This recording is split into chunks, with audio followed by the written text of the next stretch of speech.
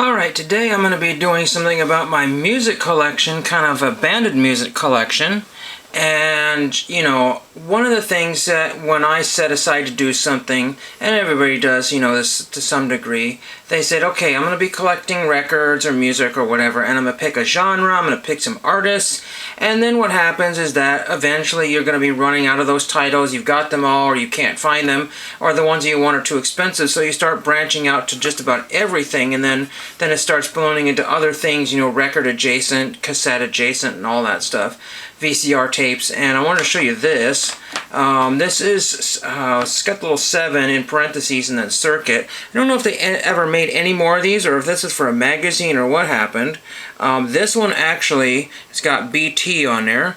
Modest Mouse and a few other people there. Looks like this a little broken here, but I got this at FYE, at RIP FYE, and they couldn't sell this for $1, but it lists on eBay for $7 to $10. So, but it's really cool, and I can't remember if it was a dual music or what it's got there. It's got a bunch of stuff on there and some interviews and things like that.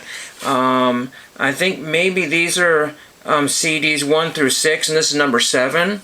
It was really hard to research this because there's lots of movies with or DVDs with the title Circuit, and supposedly this came out in 2000. Some stores still really think that DVDs are, now it's closing. You know, DVDs and Blu-rays just came out yesterday, and Goodwill seems to think that they need to charge accordingly. And it's a shame because places like FYE, everybody wanted to be cheaper than Amazon. They would scan everything as like, oh, it's Amazon price. So they went elsewhere. They said, well, might as well just go to Amazon and get it. And then all kinds of crazy things happened. And then they had a crazy ton of, like, you know, movies that were $1 or less, but no one cared. I only went there because I didn't have a lot of money, and Goodwill didn't have a lot of stuff for sale. They were $2.29 per disc, and this was half the price. And then, you know, Dollar Tree didn't always have their DVDs, and they don't anymore. So it's kind of dried up there. But there's this is music DVD, all you can eat, is on the back there. If you don't know who BT is, I don't really know a whole lot about him, but he was like one of the modern electronic, you know, pioneers, DJs or whatever, and some of his music got people to, you know, let's see if I can get to it here. So here's BT's Flaming June 12-inch vinyl. I actually heard this on the radio one time, and that just got me thinking, you know, but it wasn't many years until I found that song again and figured out who it was and the genre and everything, and I just kept going. And then there's another one. This one's sold for $10. See original listing, and I would have loved to have this one. There were 2 bids on this one, sold for $10 with the floating keyboard in there. Not really an ocean, I don't know, it almost looks like, you know, kind of Yellowstone type park or something like that, you know, environment. Maybe it's Iceland, I really don't know, but anyway, there's that one there, and that one sold for $10. Then there's a bunch here, 6 for sale here, but there's one with the similar cover, so I gotta figure out which one is which. That's one of the problems, is that a lot of releases have different covers and sort of things, and do I get both covers? One might have a slight difference to it, but see, this one is $25, but it's $29.70 for shipping. The other one was $4 shipping USA. I would have been happy to be under that $20 benchmark, so I would have had to avoid all the kerfuffle there, and then I didn't see that. And then there's the 2x12 vinyl, so this is a different set, but there's no cover here. And that's $30 plus, so I don't know which one is which. You know, there's different versions of this one. Here's one for $38.46, $24.92, $39.98, and these are all in the United Kingdom. So I have 0 copies for me available in the United States. 0, except for the one that's sold. And so I was still looking for that one because, again, it's one of those tunes. That's a tune that I heard on the radio because the DJs took over their station and they were boycotting or protesting, and they played whatever the heck they wanted, their own personal collection. And then we go to here, and I wanted to show you, if I can find it here. We'll just type it in here real quickly here. I'm looking up some very, very inexpensive. I found something called 2 cents worth, Living the 2 Cents Life, 1997 to 2007, 2 LP compilation. I can't find them on YouTube. But anyway, there's one copy that looks like it'd be the one to get, but again, not not understanding which one is the right copy, because somebody might have picked the wrong image there. But you see, you got the two different versions of the keyboards floating over. One is over the ocean, one is over whatever landmark that is there. And then I found a copy that I want, but figure this one out, get this one out. This is just with my luck here. So what I want to do is search the marketplace, and I do not want to search. See, there's 388 copies in vinyl records, CDs, and more, so I need to go to the vinyl. So there's 247 copies, but most of them are overseas. 75 of them are, okay, 44 in the United States. So let's see what we can find here. And again, there's some Blue Oyster Cult in here. I actually typed in the wrong. Let's get this correct here. Hopefully it doesn't reset my parameters. But prices are not going to be coming down anytime soon. They're just going to be going up. Here's one for $8. $8. And I said, yeah, let's take this one. But you see, this is 99.3, 100%. This guy is 97.2%, because back in 2003, he's selling in 2005. So I have a moral dilemma, because he said something like, he was very rude and nasty to the people that were complaining that his stuff didn't arrive on, their stuff didn't arrive on time or at all. And he said, well, excuse me, I was in jail. And he said that for 3 or 4 different people. He had just got out of jail. So do I buy this from a jailbird? What the heck do I do? Even, because his rating's a little bit better. But I don't want to mess, with, I don't know. Then we got one for $15, and I said, I'm going to buy this one because, plays flawless, we know skip, shows no scratches, but the outer sleeve has been repaired with tape. But the cover is in bad condition. So what do I do? Because that one was in good condition. And again, there's another one for $100. $100. This one's $19 plus $7 for shipping. So do I spend $13 or do I spend double? And it's just one vinyl 12-inch record that basically barely even makes a scratch in the list of things I want to get. $44.95. This one's the 4x12 compilation. Again, a different cover. Really hard to know what I'm supposed to be getting or looking at here. I don't see any really reissues here, thank goodness here, but yeah, see, there's a 2x12 one here, and a lot of people are just using Discogs images here. Very frustrating here. See, that's the cover there. It's some sort of like papery type of sleeve with just track listings on the front and back, and a very, very boring. Again, people just say, well, don't you want the music and not the, and who cares about the cover? Again, if you're a record collector, all bets are off. I'm going to turn the fan on here because there's reasons why we collect this stuff. We like the size, we like the physical format, we like to cherry pick our turntables, we want to have stylized speakers, we want to have things that look like they're mid-century modern or modern and sleek that goes in our new room here. We want, all-in-one so we can, play everything everywhere all at once. That's just how it is. And then the first thing that draws you into a record is not a plain gray sleeve. It's basically some sort of piece of artwork, whether it's real, contrived, or otherwise. You see some brilliant blue in the background of the keyboard floating around. It's like, gee, who thought of that? Probably some guy in the 70s did that, when they were doing the early new wave stuff. But it's just you want what you want, and if there's something wrong with it, it's my way of being a comic book collector guy, comic book guy without having to be comic book guy, if that makes sense. So I pick all the areas and places that are not going to make me that snooty guy, but it's snooty to myself and not snooty to others. So I'll be willing to take damaged corners and other things as long as something else is okay. So the vinyl's okay, I might take good corners. Or if the vinyl's, I want a perfect cover, if that makes sense. I want something, if I'm never going to listen to it or something's wrong with the record, I can throw it into a frame and hang it up as a trophy. Again, I bought one months and months ago because there was cover only, no record, but it's a $300 and some 12-inch with the vinyl record, and I got it for $6+ for shipping, so like $11-12 for just an empty cover, but I was able to frame it as a trophy for something that is a placeholder for my collection. But as I said earlier, prices are not going down, and I had a very good thought of this here, because during the shutdown, prices went up, and then after the shutdown, like jigsaw puzzles, they went way down. But as the card collectors shop on eBay and COMC, they have cards they've been watching for literally years that have not come down, because consistently there are sellers that will do absolutely nothing with their stores until something happens. They said, I'm in no rush to sell this as part of my semi-permanent collection. If somebody really wanted this bad enough, then they will buy it from me, because they have other irons in the fire. They're not really, or they basically got in when the market was high and they said, you know what, the cards are going to go back up some point, might even higher than what it was, because we see crazy examples of cards that were just printed yesterday going for hundreds of thousands of dollars, and then people are seeing like some of their beloved cards from back in their childhood going only for tens of dollars. You know, getting a second year Don Mattingly, getting a Wade Boggs rookie card, Ryan Sandberg, Jose Canseco. Some of those are creeping back up, and so people, all this crazy wishful thinking. Back to the 1980s where everything was ridiculously expensive because you had to physically go somewhere to get it.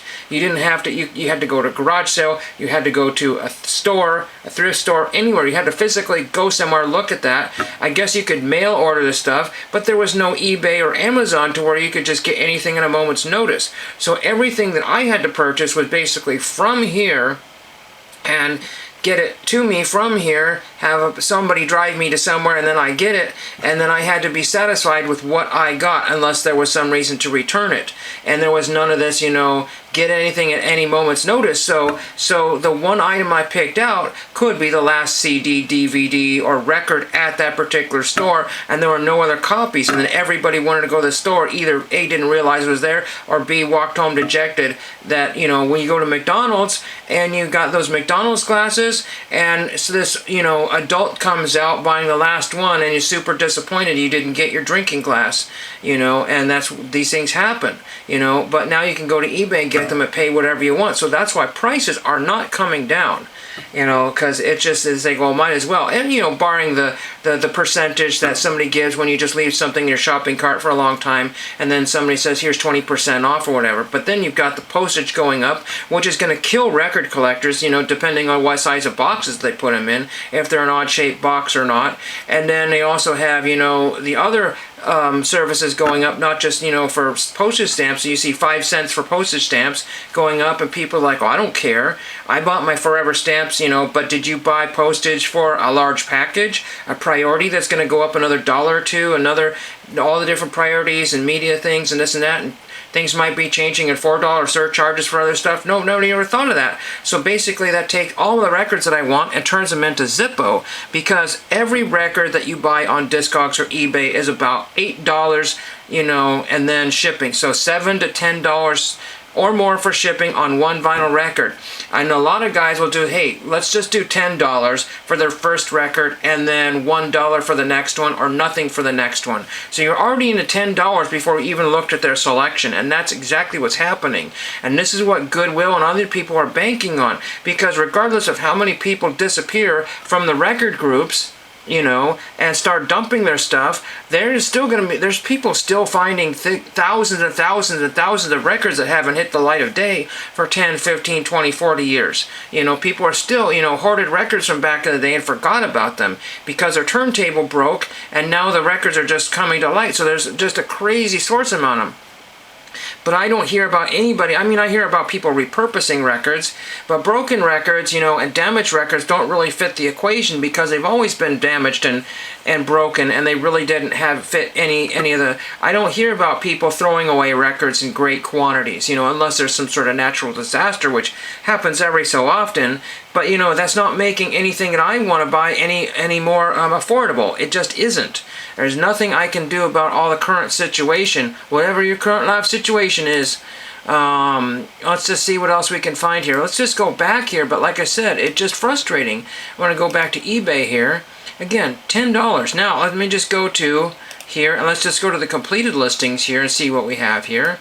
See what else we have here. See other people have purchased these records here. There's numerous other people that I want. Here's another one here. This one sold from the UK, and this one sold for $13.48 plus shipping. So if they're in the United Kingdom, they didn't have to pay $37.77 unless somebody from the US bought that one. Cover's a little beat up there, but again, it's the different cover. There's two different covers, whether it's a USA or a world cover. I don't know the differences of the sort of things, but I wouldn't mind having either or both in my collection. You know, again, it just really frustrating here. And again, some of these sellers, you know, if you just do your homework here, let's go to seller's other items. You never know what this seller might actually have. So this seller currently has 0 items, and we go to the completed listings here and see what he did have, and what was he getting rid of here. See, now, look at this. I missed on this one here. He was getting rid of some sort of, you know, electronic DJ collection here, and I missed out on it. You know, once you miss out on something, there's Wu-Tang Clan, which is, you know, not my big deal, but they were popular in the 90s. I don't know, they might still be. All different kinds of DJ records here. I'm just looking to see if there was anything else that would have been on my wish list here. Lords of Acid. I knew some people that were really interested in that. That's super noisy. I can't think of it, you know, the guy who did Firestarter. I'm a Firestarter. I can't think of that guy right now. That kind of stuff there. Really heavy stuff. Paul Van Dyke, We Are Alive. I don't think I have that one. Again, these were located in the United States, so the bids were super tiny. And again, I missed out on this. But, you know, every single one has at least one sales or bid on it. You know, it's crazy. You know, there's another BT one there. Look at this one. See, this might be one I might try to get in my future here. There's look like a keyboard there on the ocean front there, and I missed out. That one sold for $152.50.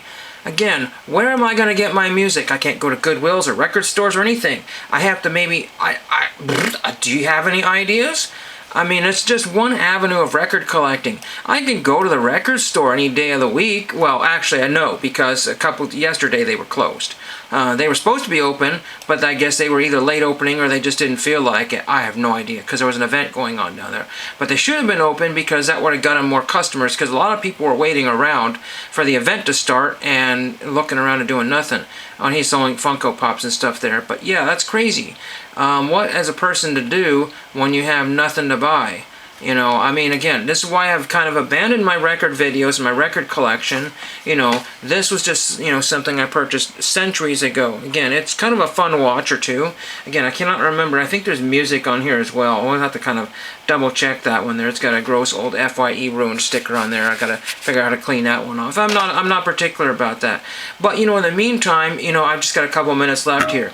I tried selling records at a swap meet, and I sold a few, and it just was an awful lot of to-do about nothing.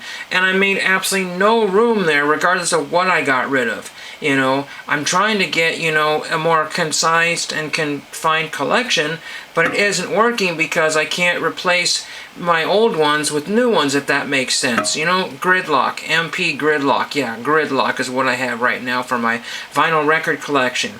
If anybody has any I want to say ideas, but if they have any of the similar things that they're running into, just Dead End, the Dead End record collection.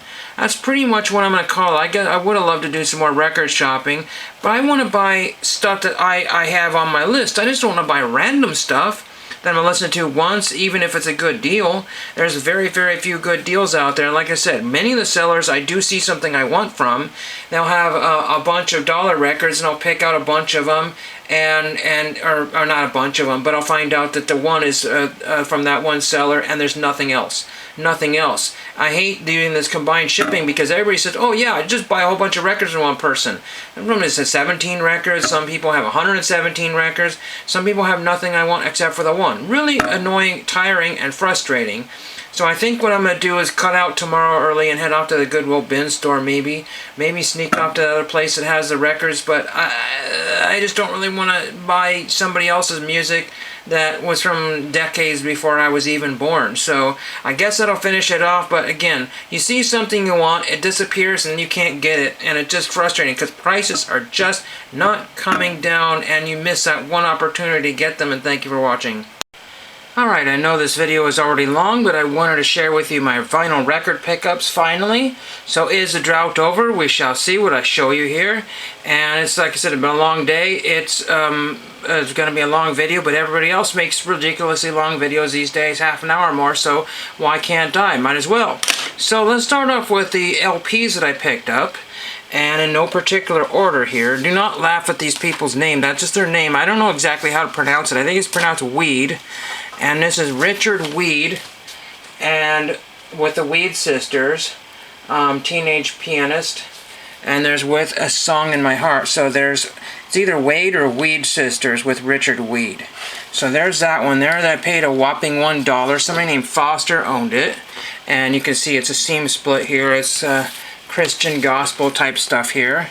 And so With a Song in My Heart, Someday He Is Everything to Me, 10,000 Angels, Nail Scarred Hands, and Close to the Master. So there's that one there. I didn't even look at the condition of that one. It looks like it's been played a couple of times here. Probably from the early 60s. This I don't know. Somewhere in the 1960s would be my guess for that one. That one right there. So that one is on Celestial Recordings. Next record here. This one, I swear I've had this one before, or one like it. I don't know. A lot of the records at the Union Gospel Mission thrift store, they're $1, and they, a lot of them came from a huge radio station collection. You could go there a month later, which I probably did. I don't remember the exact last time I was there. And the same stuff will be there. It will not move, even for $1. Goodwill likes to tout themselves as being the leader of the pack at $3.99 or $2.99 for vinyl records that look like they need to be just dispensed with. And I picked up the I-5 Brass Quintet. Merrill Hogg, 7 for $4, David Ward Steinman, Brancusi's Brass Beds, Brent Dutton, The Carnival of Venice. And it says VAR right there, so I guess that's various. A lot of these were radio station records. This one had a sticker on it which already peeled off. And this one is half peeling off with some heat that will come right off. So it's the I-5 Brass Quintet there. And I guess that's somewhere in I-5 there. I don't know what part of I-5, if that's Los Angeles, Portland, or where that is. It's really hard to tell what building that is. I might be able to do some investigative research where they're exactly from here. And it looks like they're from somewhere near, let's see, I'm trying to figure out. Okay, it says cover photo, courtesy of the San Diego Convention and Visitors Bureau, shows a section of the I-5 freeway as it passes through downtown San Diego. So there you go. The record label is coming out of, looks like Washington.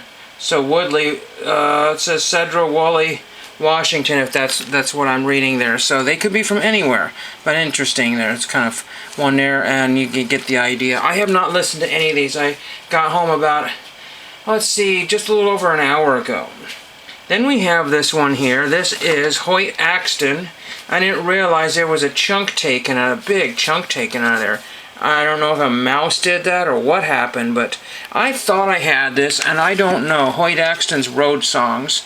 You won't be able to see that, but Hoyt Axton's Road Songs. I need to get the camera farther away, but I can't seem to. Hoyt Axton's Road Songs. It's on A&M. Unfortunately, Bony Fingers is a song that I kind of wanted it for, because that's the only one I remember off of this, and it's got kind of a little ding through it. So we'll see if that plays, and this could be dumped. So I spent a whopping $4 on these LPs there. Move things along here to get that done. And then we found this one here, another radio station record, and this one shows all the times that it's aired. So they have the date, the side, the cuts, and the time. And so this was played between 1989 and 1993.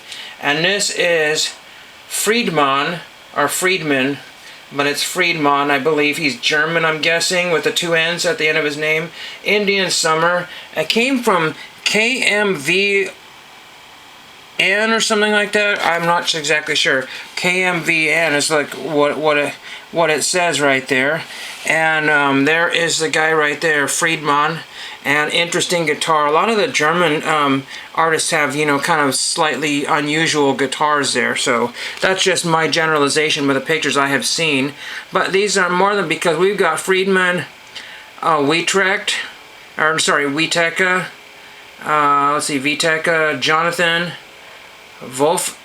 Ah, man, I can't read that. Felipe, Jens, Detlef Engelhart, Bud Siebert, Emmanuel Sejourn, Simon, Ann Haggis. Boy, I'm really butchering these names and David Arkenstone. Okay, yeah, I believe it's all in German there, so whatever this is probably something to do with guitar and him there. But it's for promotion only, ownership reserved, sales unlawful. So it's one of those, and it's also a very well-loved DJ record there, which I thought was very unusual. Other people do not appreciate, but I like to find records and research the radio stations that they came from. Now we have two more here. And these are the size of a 45. No wonder people don't pick them up. But the media was already there at the Goodwill bin store, and I paid $1.29 each for those. Those were $1 a piece for those. Gosh, we're already at 7 minutes, 6 or 7 minutes here. Both of these are out of New Orleans, if you can believe that. So we got the Back Row EP from New Orleans Record Press. And it says Grillchi Party, whatever that means, 2016. Best of the Beat 2019 Music Awards, so whatever that means. And then we have side 1 and 2. This is side A. Origins, Good Credit, and it's on 45 on Back Row EP. And then, oops, this was upside down. We've got side B. We've got Shine Boy. Or Scheinbahn, I can't read that, and then bonus, sorry, very hard to read that kind of weird font there, and very unusual. Now we got one I can understand a little further here. This is Laura Fisher, stereo Laura Fisher there. There's Laura Fisher. That's probably upside down because it goes like this. Laura Fisher, side 1 Fiction, and side 2 La Belle Indifference. And this is from 2021. This one's really cool because I'll show you the other one. I forgot to do that here. Strange Daisy Records, Laura Fisher, and that you won't be able to see that, but it looks like a film. You know, like old negatives, black and white negatives. That's the color of the gray. It's really, really cool. And I'm so happy to have that one, whatever it happens to be. And then we have, like I said, this one here is some sort of green with some white in it. So I think that's really neat there. So, is my record drought over? Kinda. But I think I just bought this stuff just to buy stuff. You know, that's the problem, is that when you're not finding the records you need or want or the prices that you can afford, you just start buying stuff. Now, these small ones will be in my forever collection unless I absolutely hate them. I just think they're kind of cool, and I saved them from the Goodwill dump. And the other records, I'm going to listen to them, and if they're duds, they're going to all go away. They probably all will be duds. So less than 10 minutes here for this, and hope everybody had a good day. It just disgustingly hot today and yesterday, and mail was like 7 hours late. I can't figure out what's going on anymore, and thank you for watching.